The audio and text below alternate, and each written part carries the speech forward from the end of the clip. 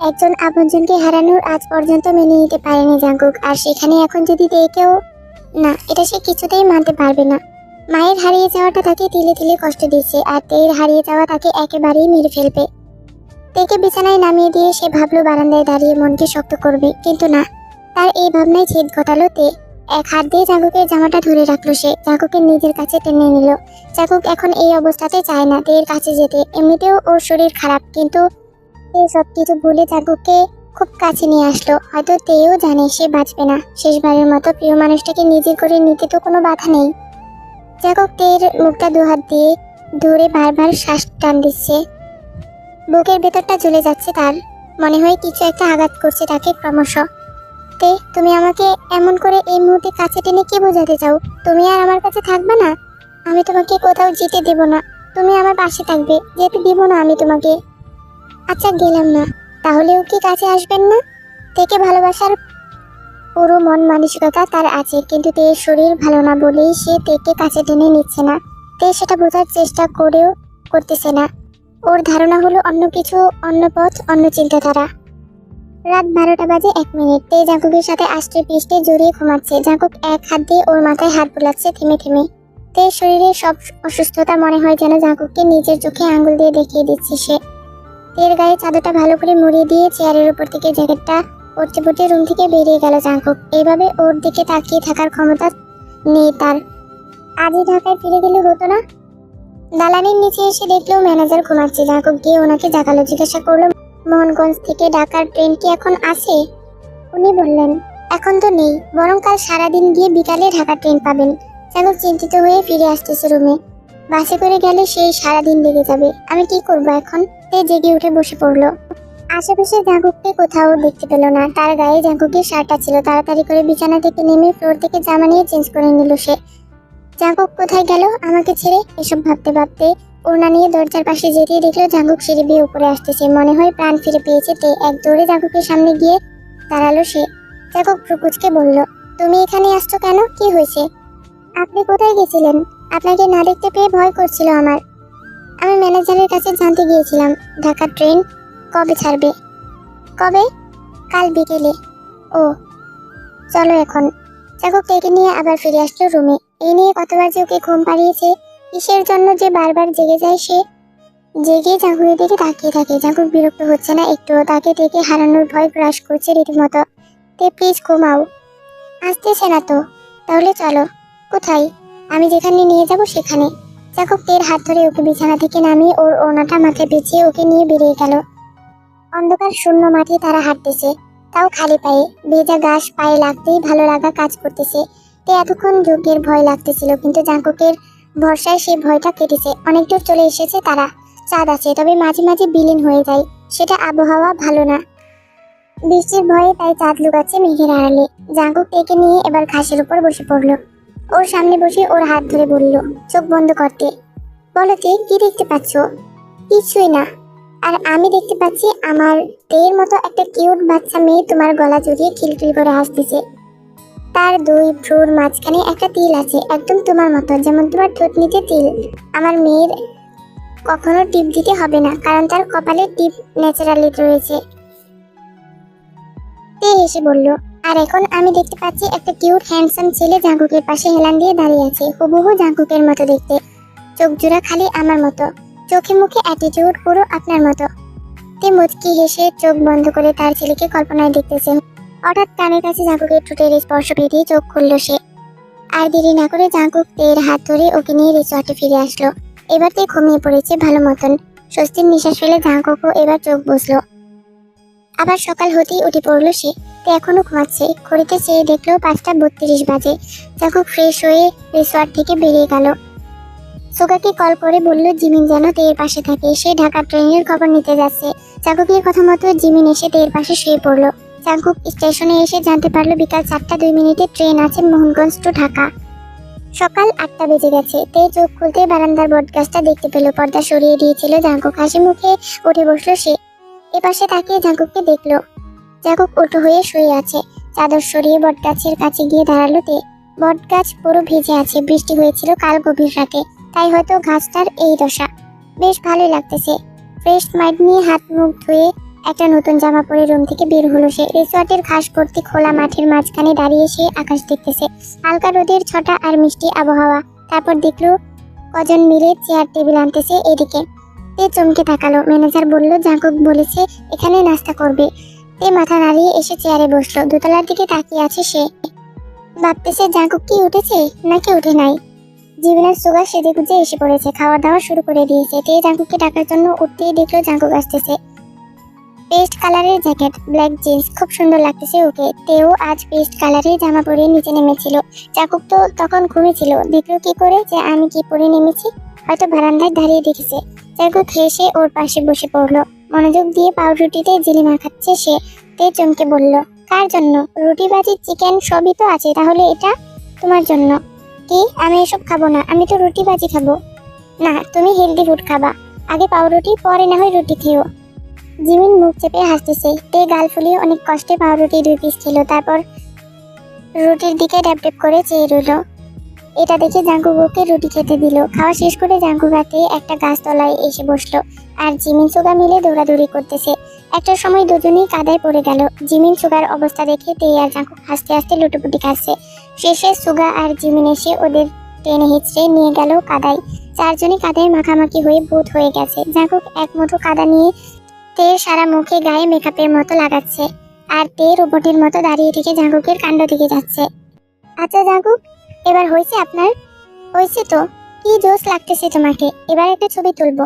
খবরদার, না বলতেছি। জাঙ্কুক কখনো তের কথা শুনে না। শেষমেশ জাঙ্কুক তেকে ধরে ছবিটা তুলেই নিল। সবাই ফ্রেশ হয়ে নিয়েছে। বাবা বললেন যাওয়ার আগে একবার বাসা থেকে ঘুরে আসতে, তাই সবাই মিলে রিসোর্ট থেকে সোজা জাঙ্কুকদের বাসায় ফিরে গেল। লিসামা তখন থেকে তার রুমের কি যেন করে যাচ্ছেন, দরজা খুলছেই না।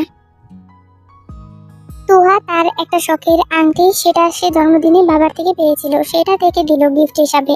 সিলভার কালারের, মাঝখানে গুনে গুনে 3টা পাথর, মাঝেটা সাইজে একটু বড়। এবার যাওয়ার সময় হলো। তে লিসামায়ের রুমের দিকে চেয়ে চলে যেতে নিতেই লিসামা দরজা খুলে বেরিয়ে এক ডাক দিলেন। তে খুশি হয়ে ওনার দিকে তাকালো। উনি এগিয়ে আসলেন, তার হাতে একটা বাঁধাই করা শাড়ির প্যাকেট। তিনি প্যাকেটটা তের হাতে দিয়ে বললেন, এটা শাড়ি, জিনের শাড়ি। ও আমাকে একবার বলেছিল ওর একটা শাড়ি আছে মেরুন কালারের, সেটা সে তার জাঙ্কুকের বউয়ের জন্য রেখেছে।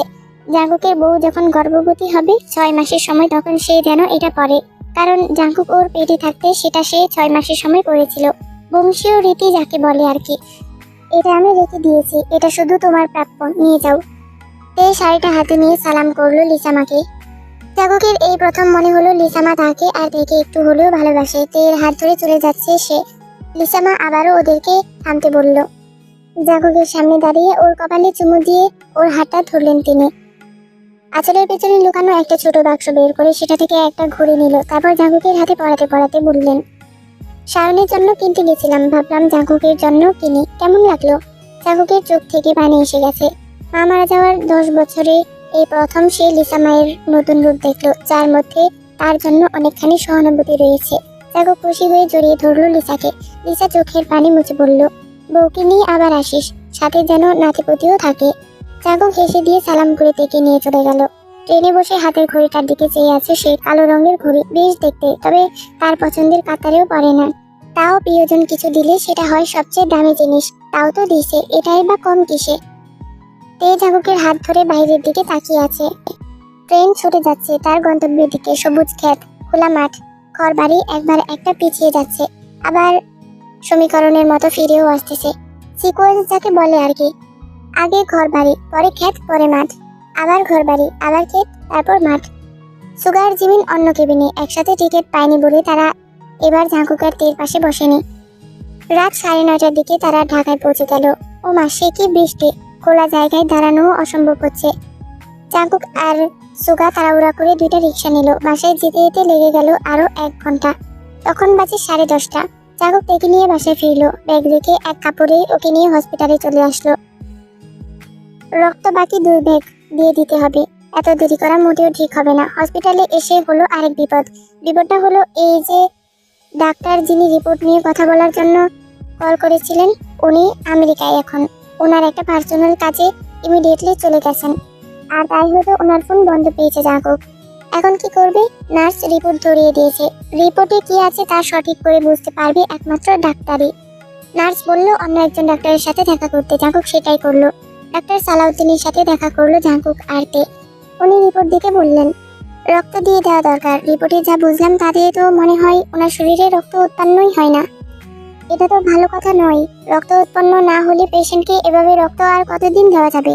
এখন আপাতত আমি কিছু ওষুধ লিখে দিচ্ছি আর ওনাকে বেশি বেশি আনার কবুতরের মাংস এসব খাওয়ান। বাকিটা ডাক্তার রুস্তম জানেন। আমি আপাতত কিছুই বলতে পারছি না। ডাক্তার রুস্তম আমাকে বলতে চেয়েছিলেন তের কি যেন হয়েছে, নেটের জন্য শুনতে পাইনি আমি। রিপোর্টে যা আছে তা তো বললামই। আচ্ছা, ওনার আমেরিকান নাম্বার আছে আপনার কাছে? না, উনি ওনার পার্সোনাল নাম্বার কাউকে দেন না। চিন্তা করবেন না, 1-2 সপ্তাহের ভিতরেই চলে আসবেন উনি। ওকে, এখন আপনি আপনার ওয়াইফকে বাকি রক্তের ব্যাগ নিয়ে রক্ত দিয়ে দেন। দেরি করবেন না একদম। আচ্ছা। তে হসপিটালের বেডে বসে আছে। জাঙ্কুক কেক আর পাউরুটি এনে থেকে জোর করে খাইয়ে দিল। ডক্টর এসে ক্যানেলা লাগিয়ে চলে গেলেন। তে বালিশে মাথা রেখে জাঙ্কুকের দিকে তাকিয়ে আছে। জাঙ্কুক সোফায় হেলান দিয়ে বসে তের দিকে চেয়ে মিষ্টি করে হেসে দিয়ে বলল, দেখলা, বললাম না তোমার বড় কোনো অসুখই নাই। তুমি শুধু শুধু এত সব ভাবছো। তেও হেসে দিল। মনে হলো ঘাড়ের ওপর থেকে বোঝা উঠে গেছে। তোমাকে আর অফিস যেতে হবে না, আমি চাকরি করব। তোমার শরীর খারাপ নিয়েও চাকরি করতে হবে না তোমার। না, আমি চাকরি করব। আমারও তো নিজের ইনকাম করার অধিকার আছে। ওরিও, তোমার স্বাধীনতার তো আর কিছু করতে পারি না আমি। তোমার লাইফ, তোমার ইচ্ছা। শরীর খারাপ করলে একদম বলতে আসবে না আমাকে। জাঙ্কুক রেগে রুম থেকে চলে গেল। তে আর কিছু বললো না। ঘুম আসতেছে তাই ঘুমিয়ে গেল। যখন চোখ খুললো তখন দেখলো সকাল হয়ে গেছে। জাঙ্কুক ওর পাশে চেয়ারে বসে মাথা বেঁধে রেখে ঘুমাচ্ছে। তে জাঙ্কুকের মাথায় হাত বুলিয়ে দিল। রক্তের ব্যাগ শেষের পথে, তাই এবার তে জাঙ্কুকে ডাক দিল ওঠার জন্য। সে উঠে ডাক্তারকে নিয়ে আসলো। উনি এসে রক্তের ব্যাগ খুলে দিলেন। বাসায় ফিরে তে চুপ করে বসে আছে আর জাঙ্কুক রান্না করতেছে। নাস্তা খেয়ে একসাথে অফিস যাবে। জাঙ্কুক গাল ফুলিয়ে ডাল আর আলু ভর্তা বানাচ্ছে। তে তার কথার অবাধ্য হয়েছে, অফিস যেতে চায়। এটা সে মানতেই পারছে না। রান্নাঘর মনে হয় ভেঙে ফেলবে ঠুস ঠাস করে। তে সোফায় বসে তার স্বামীর রাগ আর কাজ দেখে যাচ্ছে। জাঙ্কুক পারতেছে না রাগে দেখে চিবিয়ে খেয়ে ফেলতে। খাবার এনে ঠাস করে টেবিলে রেখে তের হাতে ধরিয়ে দিল। নিজে খেতে খেতে বলল, নেন খান। আপনি তো সুস্থ সবল মহিলা, অফিস যাওয়ার ক্ষমতা রাখেন, তো খান নিজে নিজে। আপনাকে আর আমি খাওয়াই দিব না। এমন ভাব করে যেন ওনার স্বামী ফকির, টাকা দেয় না ওনাকে। উনি একমাত্র উপার্জন কর্তা পরিবারের। তে চুপ করে থেকে কিছুই খেলো না। কিছু না খেয়েই উঠে বিছানায় এসে শুয়ে পড়লো। জাঙ্কুকও খেলো না। তেকে কি বেশি বকে দিয়েছি? তো বকবো না, কি করব? কথা শুনে না আমার। নির্ঘাত অফিসে গেলে শরীর খারাপ করবে আবার। তে এক হাত দিয়ে চোখের পানি মুছতেছে, আরেক হাতে ক্যানোলার। পরশু আরেক ব্যাগ রক্ত দেবে, তাই আর সেটা খোলা হয়নি। জাঙ্কুক বিছানায় এসে পেছন থেকে তেকে জড়িয়ে ধরলো। ফিসফিস করে বলল, রাগ করছো? না, কিসের রাগ? ভাবতেছি চাকরিটা ছেড়ে দেব। না, ছাড়তে হবে না। যেও অফিস, আমি তোমার পাশে থাকবো। তোমার শরীর খারাপ করলে তোমাকে সামলে নেব। এখন উঠে বসো, তোমার কারণে আমারও খাওয়া হয়নি। তে বোকার মতো চেয়ে আছে জাঙ্কুকের মুখের দিকে। চেয়ে আছে তো আছেই, যেন এই চোখে সে পৃথিবীর সকল সুখ দেখতে পাচ্ছে। মাথাটা উঁচু করে জাঙ্কুকের ঠোঁটটা স্পর্শ করলো সে, তারপর উঠে বসে গেল গোল হয়ে। জাঙ্কুক তের মাথায় চুলে হাত বুলিয়ে দিয়ে প্লেট নিয়ে আসলো। নিজেও খেলো, সাথে তেকেও খাইয়ে দিল। অফিস টাইমে জাঙ্কুক বাইক নিয়ে তের বাসার সামনে এসে পড়েছে। তে এক হাতে চুলগুলো আছড়ে বের হয়ে জাঙ্কুকের বাইকে উঠে বসলো। জাঙ্কুককে মনে পড়লেই বাইকের আয়নার দিকে তাকিয়ে দেখে সে। জাঙ্কুকের চোখ সামনে রোডটার দিকে। একটা সময় সে গলিতে ঢুকতে ঢুকতে বলল, এমন করে কি দেখো এত? তে চমকে মুখ লুকিয়ে বলল, না এমনি কিছু না তো। কিছু তো একটা আছে, তা না হলে হুট করে বাইকের আয়নায় জাঙ্কুককে দেখার এত সাত চাকতো কেন? কেন দেখতে পারি না আমি? এখন কি বিনিময়ে কিছু দিতে হবে নাকি আপনাকে? 3টা চুমু আর 5 বার কিস, ব্যাস এটুকুই। কি? আপনি খুব খারাপ, নির্লজ্জ কোথাকার। তোমাকে বললাম না আমাকে কোথাকার বলবা না। কোথাকার কোথাকার কোথাকার? বাসায় গিয়ে তোমাকে ধুয়ে শুকাতে দেবো আমি। আমি আপনাকে ইস্ত্রি করব। দেখা যাবে। ওকে, দেখা যাবে। দুজনেই অফিসে এসে কাজে লেগে পড়লো। তে অসুস্থতা দেখে জাঙ্কুকের কাজ কিছুটা করে দিল সময় বাঁচিয়ে। এইভাবে তাদের দিন চলতেছে। জাঙ্কুক এক হাতে অফিস ভার্সিটির কাজ আর আরেক হাতে তেকে সামলাচ্ছে। তে এখন মোটামুটি সুস্থ, তবে দুর্বলতা একটু হলেও অনুভূতি হয় তার। রক্ত বাকি ব্যাগও দেওয়া হয়ে গেছে। দেখতে দেখতে 1 মাস কেটে গেল। তে বলতে গেলে এখন সম্পূর্ণ সুস্থ। আজ সে কতদিন পর ভার্সিটিতে যাবে। জাঙ্কুক এতদিন ওকে অফিস যেতে দিলেও ভার্সিটিতে যেতে দেয়নি। তো আজ জাঙ্কুক রাজি হলো, কারণ আজ তের পরীক্ষা আছে ভার্সিটিতে। জাঙ্কুক ওকে ভার্সিটিতে নামিয়ে দিয়ে চলে গেল। ব্যাংকে বাবা না বলে টাকা পাঠিয়েছে, সেটা তুলতে যাচ্ছে সে। তে নিরিবিলি পরীক্ষাটা দিল। এখন সে জিমিনের সাথে ক্যাম্পাসে বসে জাঙ্গুকের অপেক্ষা করছে। জিমিন আর তোগা আড্ডা দিতেছে। তে উঠে গিয়ে কৃষ্ণচূড়া গাছটার নিচে এসে দাঁড়ালো। কতটা দিন পর সে এই জায়গাটায় এসেছে। চোখ বন্ধ করে হাত বাড়িয়ে কৃষ্ণচূড়া কুড়াচ্ছে সে। পরিস্থিতি এখন স্বাভাবিক। রোগের কথাও সে ভুলেই গেছে। ভাবতেই পারেনি সে আবারও সুস্থ হয়ে যাবে। মনে তো হয়েছিল এই পৃথিবীতে সে আর টিকে থাকতেই পারবে না, টিকে থাকা সম্ভব হবে না, কিন্তু সেটা ভুল ছিল। আমি আবারও সেই আগের মতো কাজ প্লাস ভার্সিটি ক্লাস সব সামলাতে পারবো, সাথে সংসারটাও। আজ অফিস শেষে বাসার জন্য কিছু আসবাবপত্র কিনবো, আমি আর জাঙ্কুক মিলে। আমি 50% টাকা দেব আর জাঙ্কুক 50%। কার্পেট আর ফুলের টব, আরো কত কি। আমি আমার বাসায় থাকতেই স্বাচ্ছন্দ্য বোধ করি, জাঙ্কুকও মানা করে না, বরং সে তার ফ্ল্যাট রেখে আমার সাথেই থাকে বেশিরভাগ। তে তে ভাবনার জগৎ থেকে বেরিয়ে জাঙ্কুকের দিকে তাকালো। জাঙ্কুক বাইক নিয়ে এসে গেছে। ফোনে কথা বলতে বলতে রিকে বলল আসতে। তে গিয়ে ওর পাশে বসলো। জাঙ্কুক ফোন পকেটে ঢুকিয়ে বলল, পরীক্ষা কেমন হলো তোমার? ভালো। আচ্ছা, দুজনে এবার একটা রেস্টুরেন্টে আসলো। এখান থেকে খেয়ে নিয়ে অফিস যাবে। তে কয়েকদিন ঠিকঠাক মতো খাবার দাবার খাচ্ছিল না, তবে ইদানিং 2-3 দিন ধরে জাঙ্কুক খেয়াল করতেছে তের খাবারের প্রতি প্রচুর অনীহা। সারাদিন আচার খাবে। দাদি আচারের ভর্তি ভর্তি বয়াম ছিল 3টা, একটা জলপাই, একটা আমির আর একটা চালতার। সবগুলোতে এখন খুঁজলেও 1 চামচ আচার পাওয়া মুশকিল হবে, কারণ সব তে একাই খেয়েছে। শেষে জাঙ্কুক বাজার থেকে আচার কিনে এনে দাদির আচারের বয়াম আবার ভর্তি করেছে। এখনো রেস্টুরেন্টে এসে আচারে চিকেন খাবে বলতেছে। আজব সব ব্যাপার, এসব খেলে কি রক্ত হবে? বুঝতেছো না কেন তুমি? ক্ষতিও তো হবে না, এটাই লাস্ট। এরপর থেকে 2 প্লেট ভাত খাবা দুপুরে। আমি কিছু শুনতে চাই না। আচ্ছা খাবো, এখন ফুচকা খাবো। মাত্রই তো ভাত খেলাম, এখন আবার ফুচকা? তো কি হয়েছে? আমার না ফুচকা খেতে খুব মন চাচ্ছে। ইস, টকটক খুব মজা। খাবা তো, তবে এখন না, অফিস শেষ করে। এখন চলো অফিসে। তে গাল ফুলিয়ে গিয়ে বাইকে বসলো। কি, ফুচকা খাওয়াইনি বলে ওনা বাইকে বিছিয়ে বসতে হবে? আমি কিপটাদের সাথে কথা বলি না। আমি কিপটা? তুমি যে 2 দিনে 3 বোতল আচার শেষ দিছো, সেই আমিই কিনে এনে ডিব্বা ভর্তি করছি। এরপরেও আমাকে কিপটা বলবা? হ্যাঁ, আপনি কিপটা। জাঙ্কুক তের ওড়না ঠিক করে ওর মাথায় পরিয়ে দিয়ে বাইকে উঠতে উঠতে বলল, যাও, ফুচকার সাথে ঝালমুড়িও খাওয়াবো। সত্যি? হ্যাঁ। কাল তের জন্মদিন। সে আজ পর্যন্ত তার জন্মদিন কখনো পালন করেনি, নিজেই মনে থাকে না তার। তবে মাঝে মাঝে নিজের ডায়েরিটা খুললেই মনে পড়ে যায়, কারণ প্রথম পৃষ্ঠায় সুন্দর করে লেখা আছে তার জন্মদিন আর জন্মসাল। আজ সকালে ভার্সিটিতে আসার সময় যখন বই খাতা গোছাচ্ছিল সে, তখন তার হাত থেকে সব বই পড়ে গিয়েছিল। সে যখন সব গুছিয়ে রাখতেছিল তখন চোখে পড়লো খোলা ডায়েরিটা, যেখানে স্পষ্ট করে জন্মদিন কবে তা লেখা ছিল। জাগুকে বললে সে নিশ্চয়ই তের জন্মদিনটা অনেক বড় করে সেলিব্রেট করবে। করবে, কিন্তু আমি চাই না সেটা। আমি জন্ম হয়ে কোনো হাইফাই কাজ করিনি যে ডাকডোল পিটিয়ে জানাতে হবে সবাইকে আমার জন্মদিন, আমার জন্মদিন। তে কি ভাবো, এত অফিস এসে গেছে। আজ অফিসে হয়ে গেছে এক তুমুল কাণ্ড। আর সেটা হলো তেল বিয়ে করেছে, তাও কাকে? রোজকে। জাঙ্কুক হাসতে হাসতে একবার এক কোণায় যাচ্ছে। তে জাঙ্কুকের হাসি দেখে সেও হাসতেছে, তবে তারা দুজনে কেন হাসতেছে কে জানে। অফিস শেষ করে সন্ধ্যাবেলায় জাঙ্কুক থেকে নিয়ে সেই লেকটায় আসলো। ফুচকা আর ঝালমুড়ি খাওয়ালো ওকে। ও মা, এবার তার আরো এক বাহানা, সে আইসক্রিম খাবে। জাঙ্কুক একজন আদর্শ স্বামীর মতন তার স্ত্রীর সব ইচ্ছা পূরণ করে যাচ্ছে। এত খাওয়া দাওয়ার পর তে ঘুমিয়ে পড়েছে জাঙ্কুকের পিঠে মাথা রেখেই। ও ঘুমিয়ে গেছে বুঝতে পেরে জাঙ্কুককে আগলে রেখেছিল এক হাতে, আর আরেক হাতে বাইক চালিয়েছে। তে গভীর ঘুমে। মেয়েটার কি হলো কে জানি, হাবিজাবি খাচ্ছে আর শুধু ঘুমাচ্ছে। এইসব ভাবতে ভাবতে তেকে কোলে নিয়ে সে তার বাসায় ঢুকলো। তে জেগে গেছে ততক্ষণে, ঘুম ঘুম চোখে বলতেছে, জাঙ্কুক আমি আচার খাবো। এটা শুনে জাঙ্কুক এক ধমক দিয়ে দিল। জাঙ্কুকের ধমক খেয়ে তে এখন জাঙ্কুকের বুকে মুখ লুকিয়ে চোখের পানি মুছতেছে। জাঙ্কুক ওকে বিছানায় নামিয়ে রান্নাঘরের দিকে চলে গেল। তে গাল ফুলিয়ে বারান্দার দিকে তাকিয়ে আছে। জাঙ্কুকের বাসায় অনেকদিন পরে আসলো সে। জাঙ্কুক আপেল, কমলা আর আঙ্গুর নিয়ে তের হাতে ধরিয়ে দিয়ে ফ্রেশ হতে চলে গেল। তে মুখ বাঁকিয়ে আপেল খাচ্ছে, তারপর অর্ধেক খাওয়া আপেলটা বিছানায় রেখে রান্নাঘরের দিকে গেল। সারা রান্নাঘর খুঁজেও আচার পেল না। শেষে মন খারাপ করে আবার রুমে ফিরে আসলো।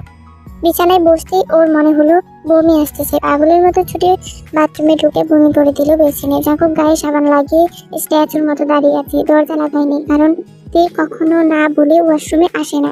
আর আজ কিনা সে রেকর্ড ভাঙলো। তে মুখ ধুয়ে পেছনে চেয়ে দেখলো জাঙ্কুক রোবট হয়ে মুখটা গম্ভীর করে চেয়ে আছে। কি কি বলো তো? আরো খাও উল্টাপাল্টা খাবার, এসব খেয়ে এখন বমি করতেছো। আর খেতে চাইলে চর মেরে দেবো। যাও বিছানায় গিয়ে বসো। তে ভ্রু কুচকে চলে গেল। জাঙ্কুক গোসল করে বেরিয়ে দেখলো তে নেই। চিন্তায় রুম থেকে বের হতে দেখলো তে ডাইনিং রুমে বসে ভাত খাচ্ছে রাক্ষসীর মতো।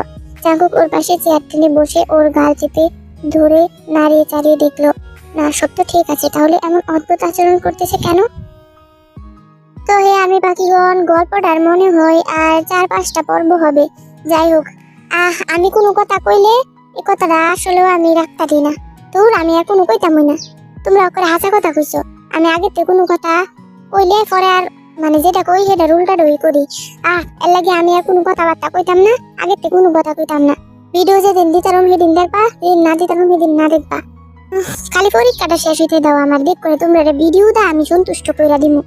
যাই হোক গা, অনেক তোমরা একটু কষ্ট করে যেমনি দিতেছি এমনি দিক কালো কষ্ট করে মরার পরীক্ষায় এবারে ফেল করলে তো গার ধাক্কা দিয়ে বাকুরা দিব, অনেক কিছু করার নাই, এই ভালো করে পড়ুন লাগতেছে বুঝছনি।